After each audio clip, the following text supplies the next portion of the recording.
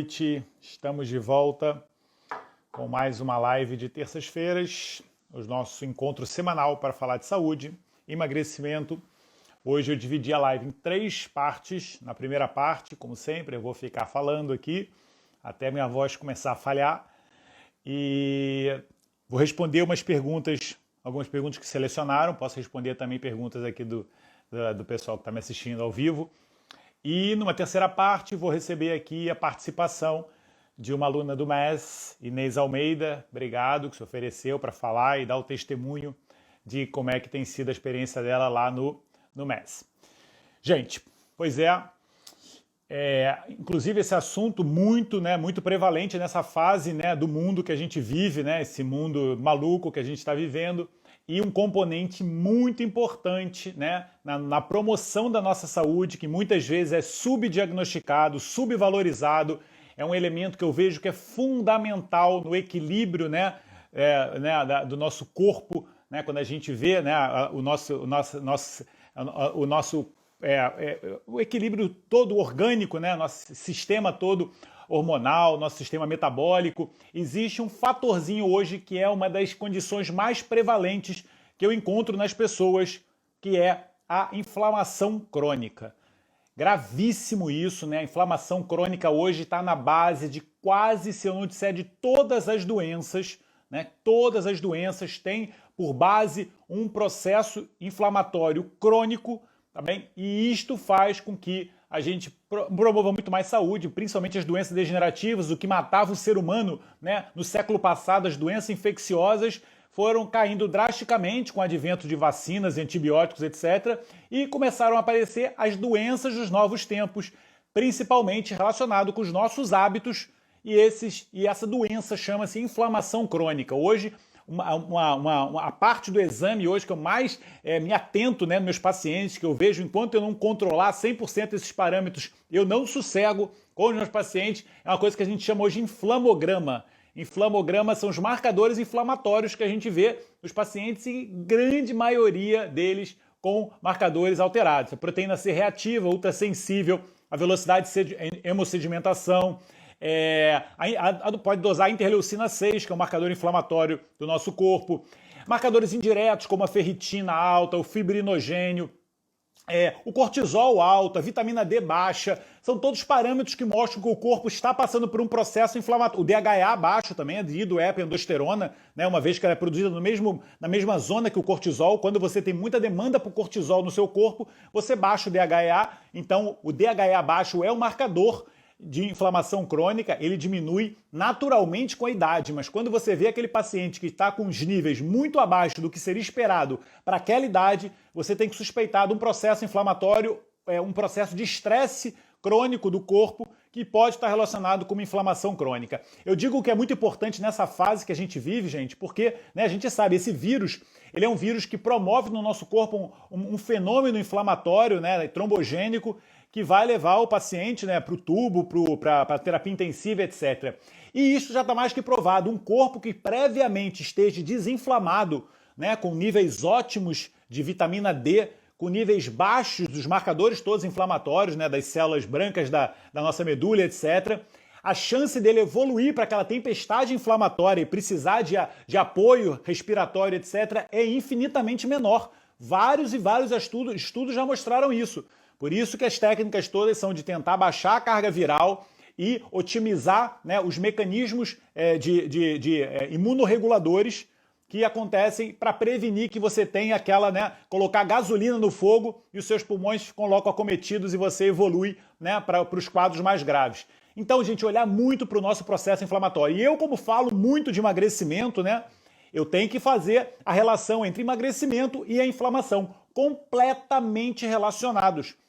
Aquelas pessoas com excesso de peso, principalmente com aquele excesso de peso, com a gordura visceral, aquela gordura que fica nas nossas vísceras, como o nome mesmo diz, aquela gordura intrínseca que fica entre os nossos órgãos, dentro do nosso fígado, dentro do nosso pâncreas. A gordura visceral é uma gordura altamente inflamatória.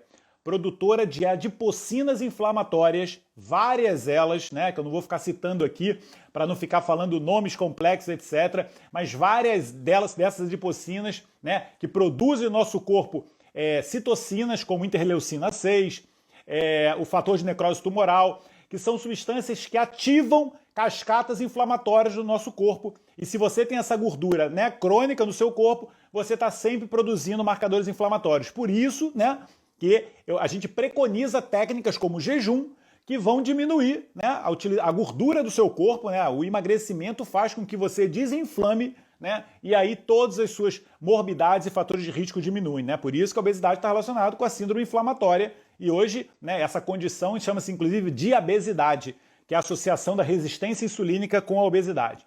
Então a inflamação é uma coisa muito prevalente hoje, né? E assim como o jejum, que eu acabei de falar, né, que é uma excelente arma contra essa inflamação crônica que todo mundo apresenta, o principal fator, existem vários, né, coisas que a gente coloca no nosso corpo que podem gerar esse estado inflamatório. Vou dizer logo uma que eu falei na semana passada e que deu muita polêmica: a pílula anticoncepcional na mulher gera um processo inflamatório no corpo, e é raro pegar a paciente que não usando pílula, que não tenha marcadores inflamatórios no corpo, e esses marcadores suprime a tireoide e ela ganha de peso, suprime as gônadas, e aí ela tem alterações dos hormônios sexuais e da libido, etc. Então é o fator, né, em cada órgão se manifestando da forma que ele apresenta. O cérebro, né? Porque uma coisa que as pessoas têm que entender: o nosso cérebro, ele não tem boca para reclamar, ele não fala ai. O nosso cérebro, a gente não tem a percepção de dor num processo inflamatório crônico cerebral. Qual é a manifestação do cérebro quando a gente está com o cérebro inflamado? Você tem alterações de comportamento, como depressão, alterações de humor, você tem irritabilidade. Na criança, ela tem síndromes de hiperatividade e autismo. Você tem alterações cognitivas, como alterações de memória, raciocínio, etc. É assim que se manifesta um cérebro inflamado. Tá bem? A dor de cabeça, muitas das vezes, é muito mais por tensão muscular ou outra causa do que pela inflamação crônica cerebral, porque ela não mata, mas ela mói, né? Ela vai destruindo aos poucos o seu cérebro e vai aumentando muito a sua chance de ter problemas como essas alterações de humor, problemas como alterações cognitivas, que podem evoluir para um Alzheimer ou uma outra doença mais grave, tá bem? Mas esse processo, como você imagina, como se fosse um foguinho, né? Um incêndiozinho ali naquela floresta, que não destrói a floresta do dia para a noite, mas aquela floresta aos poucos vai sendo destruída. Então você imagina a sua massa neuronal, né? Os seus neurônios sendo destruídos aos poucos, né? E você começa a ter essa percepção com diminuição da memória. Realmente a minha cabeça já não é como ela era antes. Porque você está queimando neurônios todos os dias numa velocidade muito maior do que o seu cérebro destruiria se ele estivesse íntegro e saudável. E aí você vê, por isso que tem muitas recomendações, como eu já vou falando aqui, uma das melhores formas de você prevenir essa inflamação cerebral é a gordura ômega 3. A gordura ômega 3 é um precursor, é um substrato para a produção de prostaglandinas, de substâncias, não vou falar nome difícil, né? Prostaglandinas, tromboxanos, leucotrienos, são citocinas anti-inflamatórias. É exatamente a via que a gente busca para o nosso cérebro funcionar bem, né? Não é à toa que a gente fala isso, né? A gordura ômega 3 que tem nos peixes de água fria, né? Que tem naquele camarãozinho chamado krill, que tem nas algas, né? A gordura ômega 3 é uma gordura que o nosso cérebro adora, porque além de melhorar a condutibilidade nervosa por ser uma gordura poliinsaturada e tem muitas duplas ligações, é uma gordura com uma fácil capacidade de transmissão nervosa, né? É uma gordura muito fluida, né? Diferente da gordura saturada, que é uma gordura mais dura, né? Sem duplas ligações, uma gordura que está saturada de hidrogênio. A gordura poliinsaturada, ômega 3, é uma gordura de muito fácil fluidez e anti-inflamatória, ou seja, ela é perfeita para o nosso cérebro. Por isso que eu todos os dias à noite tomo uma capsulazinha de ômega 3 e faço uma minha alimentação sempre visando se eu tenho alimentos ricos em ômega 3, porque eu quero estar com o meu cérebro otimizado até o último dia da minha vida. Quero estar, e se Deus quiser, eu vou estar com a minha cognição perfeita até o último dia da minha vida. E para isso eu faço todas as vias. Depois um dia eu posso fazer uma live sobre cérebro e a gente fala as vias todas que a gente pode otimizar o cérebro. Do ponto nutricional, do ponto circulatório, né? Como é que a gente estimula a circulação para o cérebro. Eu uma vez comentei, né, que eu ia com a Suzana numa aula de jumping, sabe, aquelas, como é que chama? Plataformas, né, de você pular, como é? Cama elástica, mas não é cama, tem outro, trampolim. Aqueles trampolins que você fica pulando, né, que tem umas várias aulas, inclusive aqui em Portugal tinha o jump, body jump.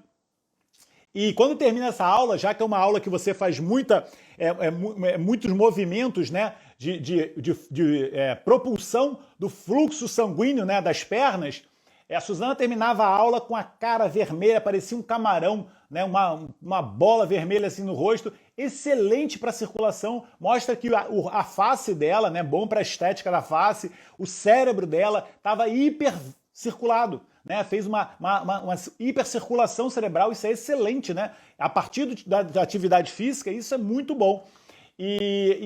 São vias de você otimizar o seu cérebro, mas a gente estava falando aqui da gordura, né? Então, aí o contrário, né? A gente está falando da inflamação e eu já dei 2 dicas aqui de como é que a gente pode melhorar muito nossa inflamação. Fazendo jejum, diminuindo a nossa gordura visceral, porque quando a gente faz jejum, o corpo, quando começa a fazer aquele processo de cetogênese, formação de corpos cetônicos, a primeira gordura, uma das primeiras gorduras que ele vai utilizar é a gordura do fígado, né? Aquela gordura que está ali atrapalhando o fígado, ele é inteligente e ele usa a gordura ali, visceral, gordura hepática, como fonte de energia, né? Uma gordura de fácil acesso ali para o corpo utilizar como fonte de energia. Então, o jejum ele ajuda a limpar o nosso corpo. Por isso que eu falo muito de jejum. E além disso, né, diminuindo a gordura, a gente vai diminuir a gordura visceral. E a outra técnica, talvez a mais importante, talvez a principal causa de inflamação da população geral hoje, por isso que a gente vê os gráficos dessas doenças todas que eu falei, doenças degenerativas cerebrais, autismo, depressão, etc., a gente vê um gráfico vertiginoso nos últimos anos por causa do advento da alimentação que a gente faz hoje, né? Eu não, mas a maioria das pessoas, uma alimentação eminentemente processada, né, em que mais de 60% das calorias vêm de alimentos processados, alimentos refinados, e esses alimentos todos têm um componente inflamatório altíssimo para o nosso cérebro.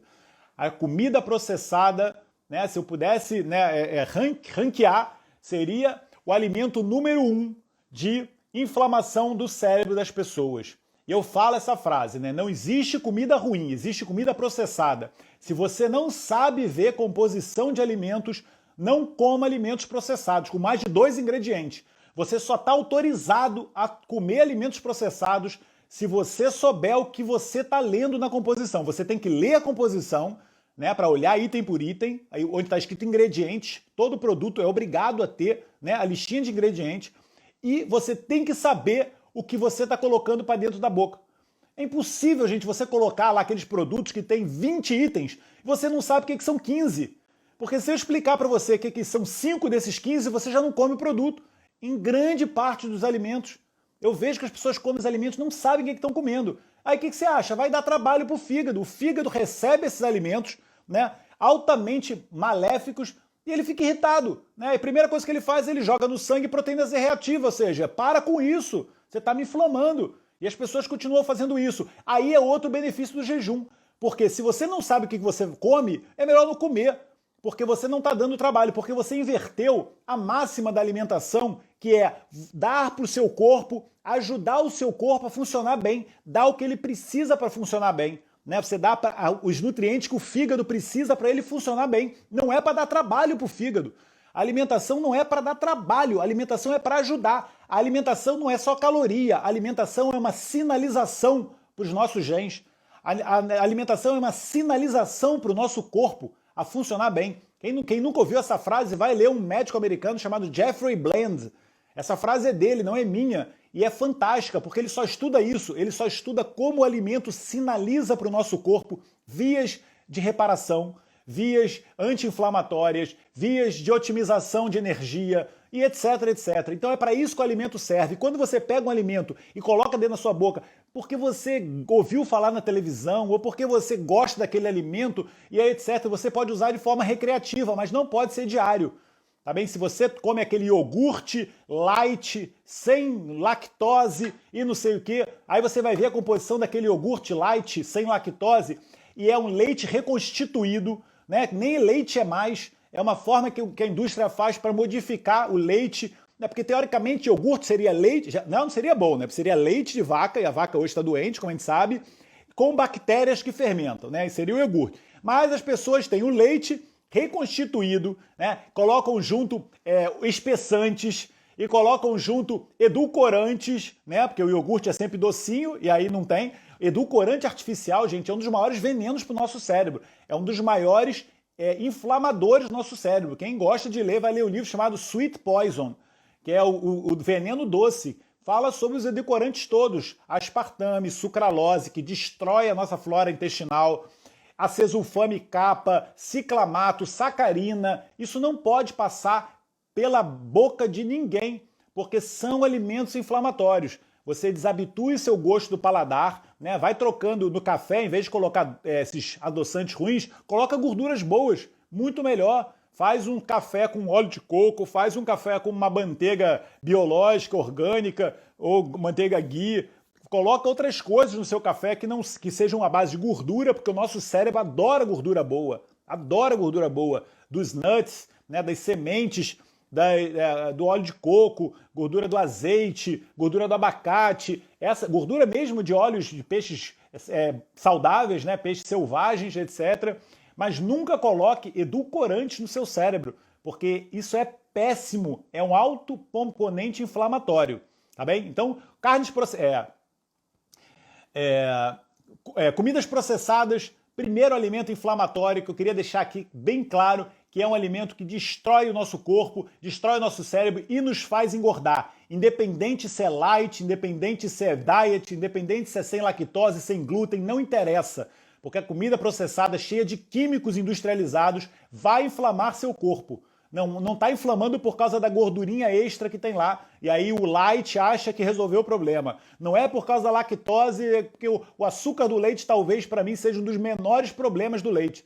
O leite hoje industrializado, rico numa caseína alterada, né, que pelo calor desnatura essa proteína, isto sim é um alimento inflamatório. E aí você vê, né? Você tem essa inflamação que por si só vai alterar o seu corpo e vai fazer você engordar, porque você lembra, inflamação na hora dispara uma sinalização para o seu corpo. Quando você bota esse alimento na sua boca, é mais ou menos igual se você tivesse a percepção na selva de que chegou um leão. Ou seja, os dois vão fazer você liberar cortisol, tá bem? Porque é o hormônio anti-inflamatório do nosso corpo. É não só um hormônio de sobrevivência, como também um hormônio anti-inflamatório natural. Então o seu corpo libera cortisol. Liberou cortisol, um hormônio hiperglicemiante, você libera insulina.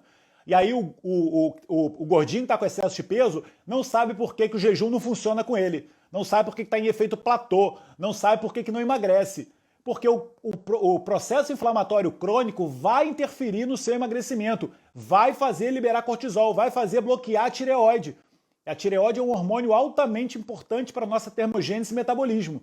Entendeu? Então isso tudo tem que ser visto quando você está comendo o alimento processado. Não pode. Tá bem? Então, da lista dos alimentos processados é o pior. O segundo são os alimentos ricos em óleos vegetais.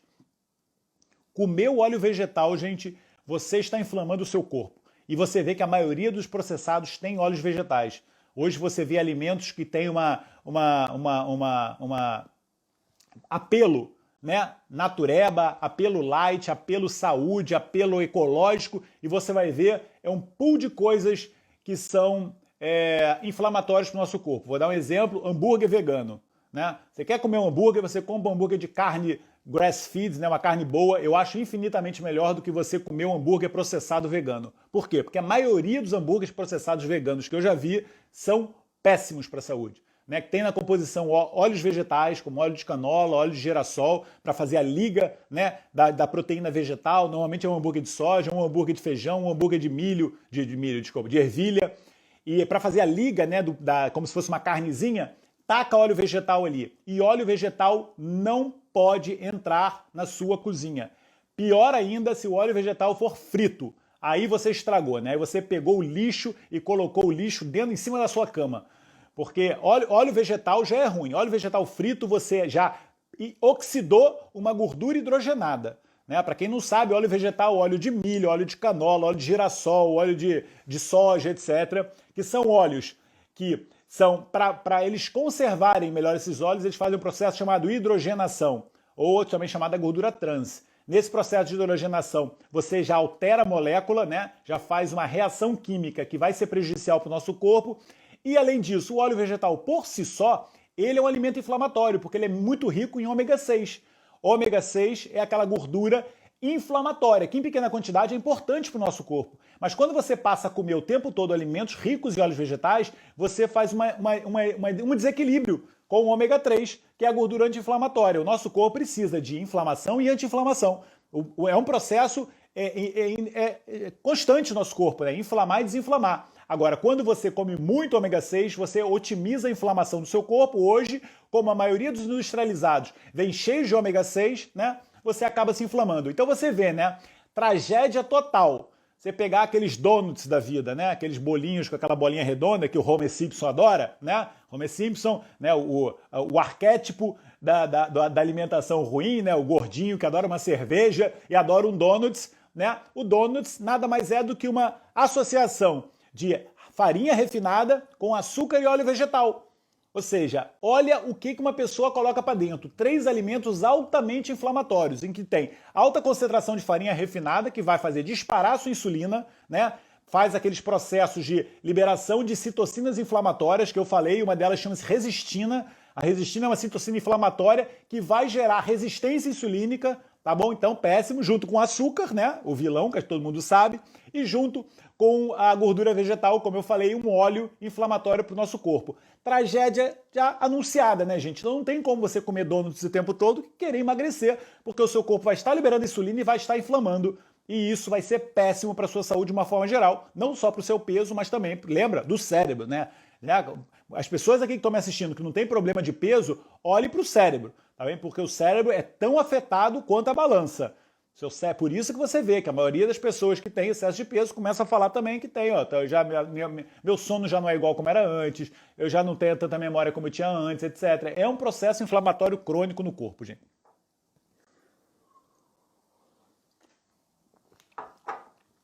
Mais um alimento que a gente tem que lembrar quando a gente fala de inflamação, né? E eu, mais uma vez, digo, eu não sou vegetariano, eu como carne, só que cada vez mais eu otimizo na minha alimentação a linha plant-based, porque eu acho que a base da nossa alimentação tem que ser o reino vegetal, e de vez em quando introduzir uma carne, porque, né, a carne tem uma maior densidade calórica, né, e se for uma carne de boa procedência, eu acho que ela pode ser ingerida de uma forma pontual, tá bem? A forma como as pessoas ingerem hoje, de forma excessiva, carnes processadas, né, carnes de agropecuária, industrial, etc., isto não.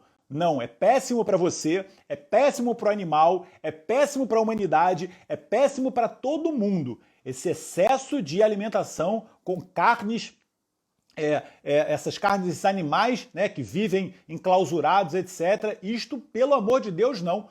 Por tudo que eu falei, por você, pelo bicho e pelo mundo. Não pode. Você fazer uma alimentação esporádica com carnes grass-feed, né, aquela carne, como tem muito aqui em Portugal, nos Açores, né, que as pessoas lá, você vê muitas vacas no campo, né, comendo a relva, etc. Porque, na verdade, a gente não precisa comer carne, tudo que a gente come vem do verde, porque a carne, a vaca come o verde, né? Se você quiser o cálcio está no verde. Se você quiser a proteína está no verde, tá bem? A gente come muitas vezes a carne porque facilita, né? Que tá ali tudo condensado. Se você vê, um gorila é forte, né? Ele tem aquela massa toda proteica, porque ele come verde, só que o gorila passa comendo verde o dia inteiro, né? A gente não tem tempo de comer comida o dia inteiro, como o gorila faz. A gente come em pequenas porções. Então, para isso, às vezes, a carne, ela facilita, né? Por estar ali a densidade proteica dentro do alimento. Mas, se você come o tempo todo carne,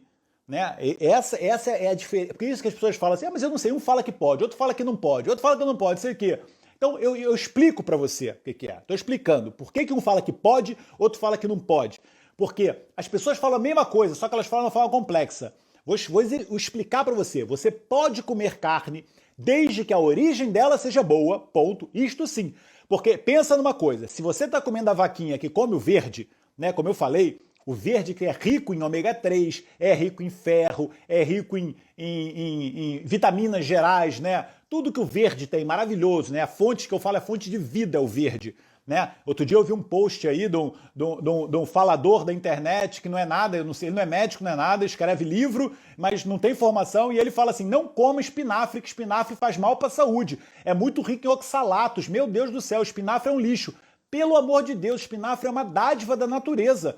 Todo mundo tem que comer espinafre. Não é porque o Popeye falava isso no desenho, mas é porque o espinafre é um santo alimento. Ele é rico em um monte de coisa. Mas aí no texto dele ele fala assim, porque o espinafre tem muito oxalato, isso mata e dá cálculo renal. Não dá não. Dá se você comer em excesso e se você comer só espinafre. Entendeu? Mas a gente tem que comer uma alimentação diversificada.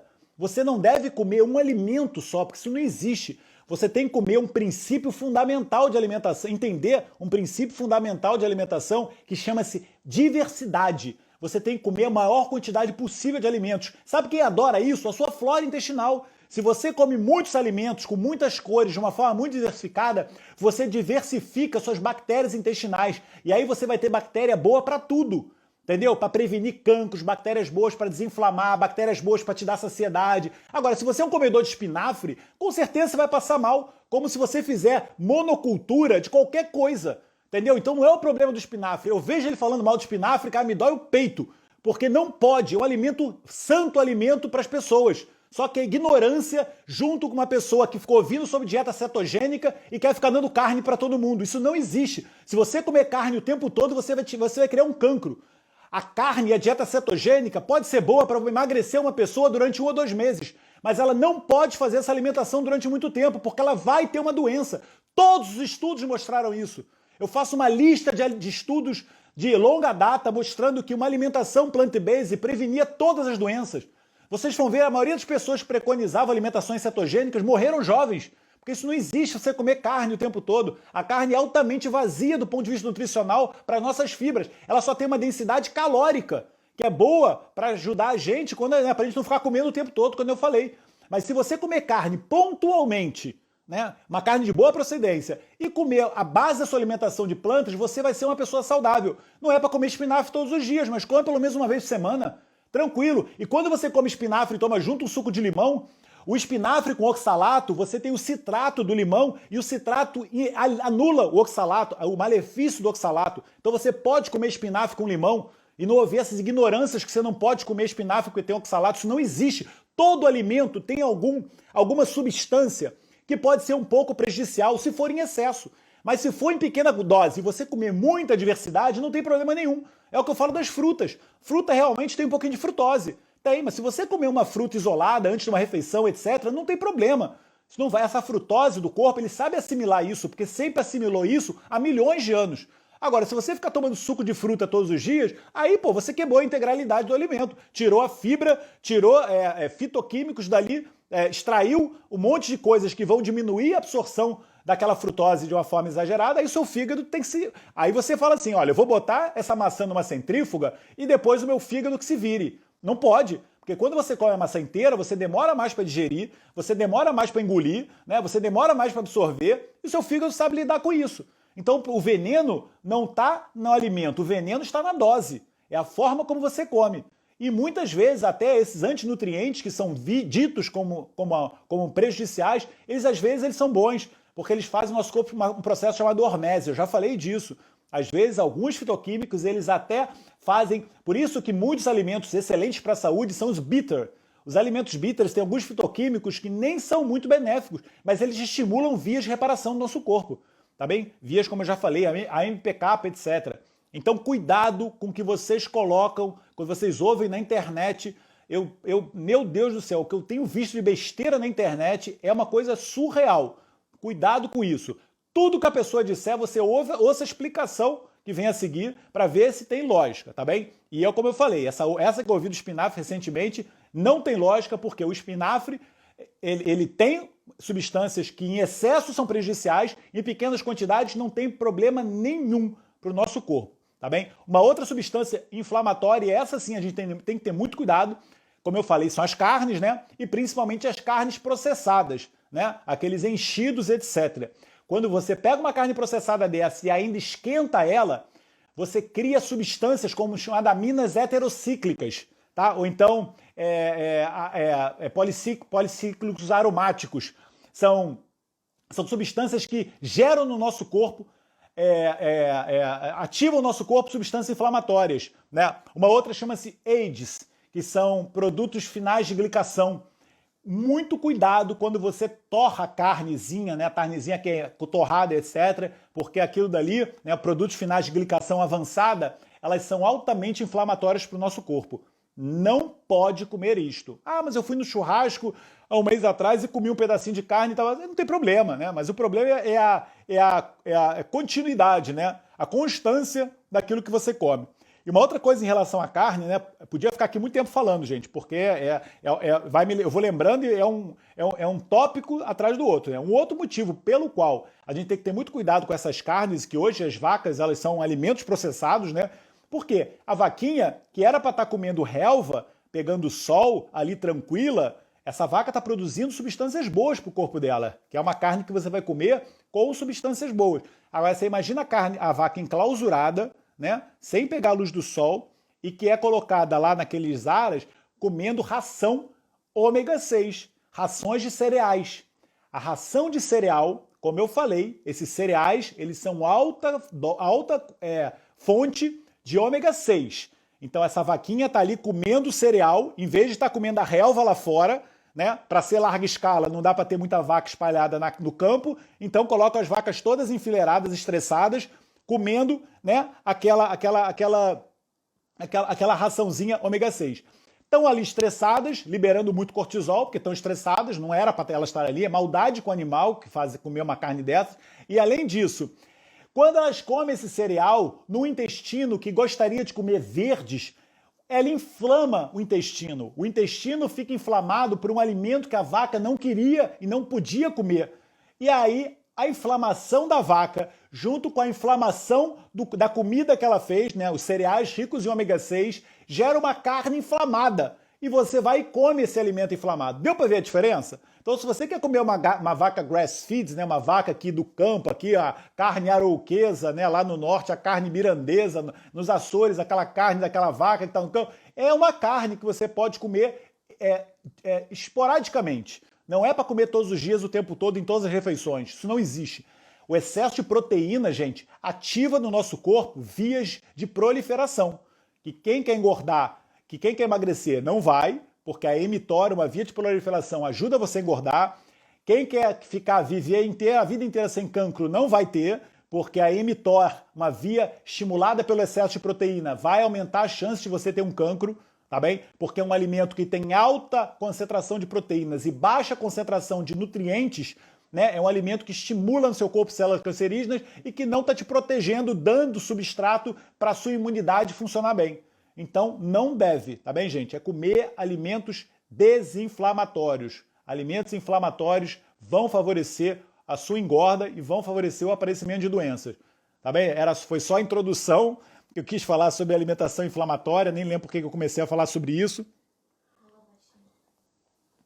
Mas está tudo dito. Vamos lá, pergunta então. Que horas são? Caraca, 11h30. Bom, duas perguntas que eu tinha aqui que foram feitas, o camarão é um deles e o cascudo também. Não sei o que você está querendo dizer. Bom, Paula Serrão, que assiste aqui as minhas lives no Insta, fez essa pergunta. Olá, estou a fazer jejum há uma semana, não é nada difícil. Faço infusão de manhã e ao meio da manhã tomo um café moído. Sempre ouvi dizer que café em jejum faz mal. Procurei informação, mas não encontrei. Posso não tomar essa xícara? Posso ou não tomar essa xícara? Desculpe incomodar. Eu falo muito aqui, né, Paula? O café em jejum, que eu saiba, não faz mal. Eu tenho lido muito sobre o uso do café, até porque eu gosto de tomar café e é o único líquido que eu tomo de manhã. Quando eu acordo, eu tomo café, porque eu gosto e acho que me faz acordar melhor, etc. E eu não vejo mal nenhum no café. O café é um alimento que, se for um café orgânico, né, se você tomar ele, eu já falei do café de cápsulazinhas, etc., que eu não recomendo, mas um café orgânico moído, como você falou aqui, um café orgânico moído, se você é uma pessoa que está equilibrada, que não está com uma carga simpática, né, um estado de estresse muito grande, etc., eu acho que ele pode ser consumido, e ele pode ser consumido durante o jejum, né, porque é considerado um daqueles alimentos que não quebram o jejum, né, por ter um índice calórico irrisório e não interfere, né, na nossa fisiologia hormonal que a gente quer otimizar com o jejum. Inclusive, vários estudos mostram, né, que o café, além de ser rico em polifenóis, que é uma substância que é muito favorável para o nosso corpo, para o nosso cérebro, para a prevenção de doença, etc. O café, ele ativa vias que vão favorecer o emagrecimento, né? Porque o café, ele ativa, né, o nosso sistema nervoso adrenérgico, né? O sistema nervoso adrenérgico é o sistema que facilita a lipólise, né, a utilização de gordura, facilita a glicogenólise, a quebra do glicogênio. Isso tudo acontece com a ativação do nosso sistema nervoso simpático, que acontece durante o jejum, né, pela liberação de noradrenalina, adrenalina e cortisol, e quando você toma o café, você otimiza esse processo. Então ajuda, é favorável para quem quer emagrecer, tomar café em jejum, só que só tem que ter um cuidado, é você não pecar pelo excesso, né? Eu, por exemplo, aqui em Portugal, quando eu vim para cá, o café expresso, né? Eu tomava o café do Brasil com o café de saco, né? Aquele café mais leve. Primeira vez que eu tomei um café em Portugal aqui, eu fiquei muito excitado, né? Porque a concentração de cafeína é muito maior. Mas eu gostei muito, achei o gosto do café muito bom, etc. E comecei a tomar muito. Chegou um momento que eu estava tomando 4 ou 5 cafés por dia. E, inclusive, homens com problema de próstata, me ouçam agora, não tomem muito café.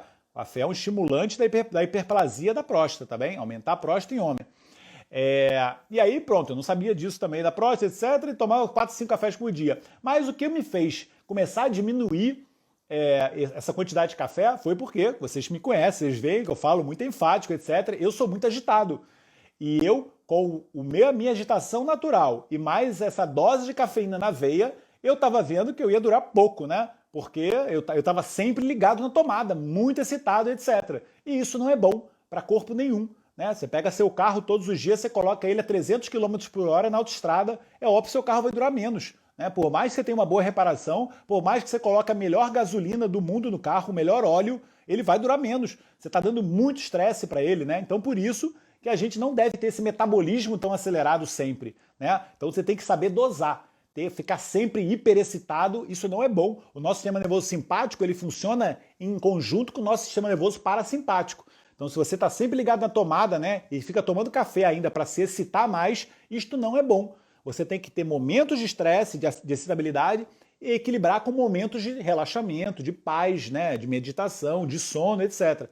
Durante o dia, né, às 16 horas do dia, tomando muito café, eu ficava muito excitado, parei com isso. Hoje eu tomo um café de manhã, quando eu tomo, e ao longo do dia eu tomo chás ou tomo água, né, chás adaptógenos, que pelo contrário, né, me ajudam a relaxar, né, chá de tulsi, de ashwagandha, rhodiola rosa, etc. Eu gosto muito desses chás ao longo do dia, porque eu sinto que eles me dão uma sensação maior de tranquilidade, sem dar sono. Tá bem? Aqui ninguém está falando em chá de ansiolítico, não, né? Chá para eu dormir, chá para eu ficar sonolento, não é chá. Eu estou falando chás adaptógenos, chás que sabem modular o nosso estresse, né? Adaptar o nosso corpo ao nosso dia a dia, sem que a gente tenha que fazer grande descarga simpática, sem que o corpo tenha que estar, o termo técnico disso chama-se carga alostática.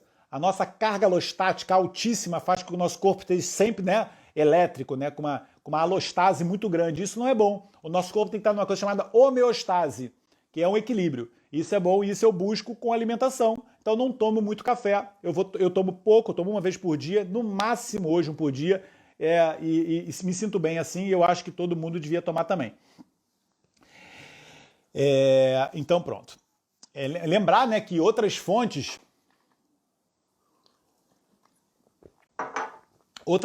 de polifenóis que a gente também pode introduzir, né, no dia a dia, além do café e dos chás que eu falei, que os chás também estão muito ricos em polifenóis, e aí você pode tomar qualquer chá. O chá, por definição, né, a infusão da Camellia sinensis, né, o chá preto, o chá verde, o chá branco, o chá vermelho, esses são excelentes, muito bons para a saúde, também muito rico em polifenóis. Mas você pode tomar qualquer outra infusão, como eu citei aqui, as infusões adaptógenas, né, que eu uso muito a Tulsi, que eu acho ótimo, mas outras infusões também, como infusões, o hibisco, né, a menta, e etc, etc. Aí use as que você goste, sem limite. Tomo muito também chá de cúrcuma e gengibre, e etc. Luísa Ferreira, né, aqui também, tá quase não. Aqui também, que assiste muito o Insta, Luísa Ferreira fez uma pergunta. Eu tomo 4 comprimidos no pequeno almoço, ansiolíticos e antidepressivos. Só bebo café e tomo os comprimidos com água. Posso fazer jejum? Gostaria de dizer que eu tenho 46 anos e passei por uma menopausa precoce. Muito obrigado. Tomo 4 cafés no pequeno almoço, junto com ansiolítico e depressivo, só bebo café e tomo os comprimidos com água. Eu acho que ela está querendo dizer se tem problema tomar esses comprimidos em jejum. Eu já falei bastante sobre isso, né? Não tem problema, tá bem? A menos que você se sinta mal tomando os comprimidos, a menos que o seu médico, quando passou os comprimidos, diga para você que não pode tomar e ele explique por que você não pode tomar, né? Às vezes pode ser pela interação com alimentos ou não, etc. Mas, assim, de uma forma geral, você pode tomar os comprimidos em jejum. Fazer jejum não quebra, teoricamente, a maioria dos comprimidos ansiolíticos e antidepressivos não vão quebrar o jejum. Cuidado, tomar os comprimidos e café, né, no estômago vazio. Às vezes você pode ter uma sensibilidade do estômago, mas o que me chama a atenção aqui nessa sua frase tenho 46 anos e passei por uma menopausa precoce. O que eu acredito, Luísa, é que você provavelmente não precisaria tomar esses químicos todos, tá bem? Essa sua menopausa precoce, né, essa desregulação hormonal que você teve, né, antes dos 46 anos, você tem 46 agora e falou que já está na menopausa, com certeza, né, é uma das responsáveis por esse seu estado de depressão e ansiedade, e isto é facilmente corrigido com a modulação hormonal. Você equilibrar os seus hormônios, né, os hormônios sexuais femininos, em que a gente tem aquele yin-yang, que é o estrogênio e a progesterona, né, principalmente sendo a progesterona a grande protagonista do estado de relaxamento e tranquilidade na mulher. Se a mulher que está assistindo aqui, ela está irritadiça, ela tem insônia, ela está sempre ansiosa, com aquela sensação de opressão no peito, vá ver como é que está os seus níveis de progesterona e a relação do estrogênio com a progesterona, porque esses dois hormônios, eles são hormônios, os hormônios sexuais femininos, são hormônios que têm que estar em equilíbrio, numa proporção certa entre um e outro, e quando eles estão de uma forma desproporcional, o corpo da mulher fica no estado de hiperexcitabilidade, que gera insônia, ansiedade, etc, etc. Porque normalmente a maioria das mulheres hoje estão no estado de predominância estrogênica, né? Muitas vezes porque a progesterona, ela é matéria-prima do cortisol e as mulheres estressadas utilizam muito o substrato progesterona para formar o cortisol. E além disso, as mulheres hoje têm um quadro de estrogenicidade causado por excesso de peso, porque a gordura, ela, pela aromatase, ela é uma máquina de produzir estrogênio, porque o uso indiscriminado de hormônios, principalmente hormônios sintéticos, causam isso. A má alimentação com alimentos inflamatórios, como eu falei, e alimentos estrogênicos, xenoestrógenos, as carnes, os lácteos, e as cervejas, o álcool, etc. Então tudo isso gera um quadro de estrogenicidade na mulher.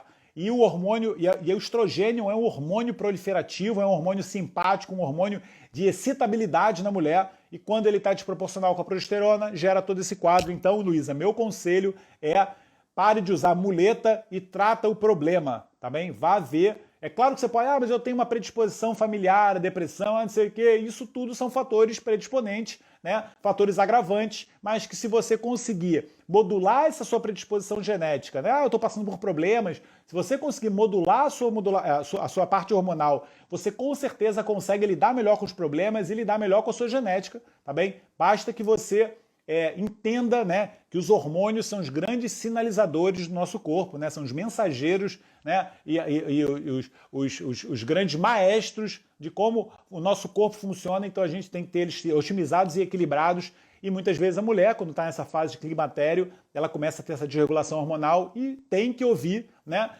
a orientação de profissionais que entendam disso e que expliquem, né, que usar um antidepressivo, um ansiolítico, pode ser utilizado de uma forma inicial e pontual, né, no momento que a mulher pode estar passando por um estado muito forte, depressão, etc., mas que isto é um sintomático, você não pode usar isso como um tratamento, você tem que tratar a causa, né, você usa o sintomático, é como se fosse uma pessoa que quebrou a perna, né, você usa a muleta enquanto você está consertando a perna. Mas à medida que aquele osso se consolidou, você tira a muleta.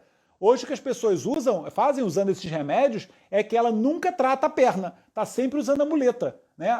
O sintomático, né? O remédio que não está tratando nada. Ele está de uma forma artificial otimizando neurotransmissores do seu cérebro até o momento que vai chegar um processo de tolerância, e aí a pessoa nem tem mais efeitos daquele medicamento, tem que aumentar a dose, tem que trocar de remédio, etc. E fica nesse mundo sem fim, sem tratar a causa. Tá bem, gente? Então, Luiz, atenção a isso, porque fazer o jejum você está super autorizada, mas o que me atentou mais na sua mensagem foi esse uso de medicamentos na sua idade. Bom, vamos ver aqui então se eu consigo chamar agora a Inês. Ih, caramba, pedidos, a Inês não colocou pedido. Helena Almeida, será que é você, Helena?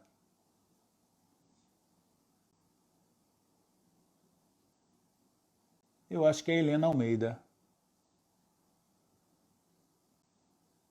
Vou chamar a Helena. Vai falar comigo. Ela já mandou pedido. É a Helena Almeida, Dani? Chamei alguém. Chamei a Heleninha.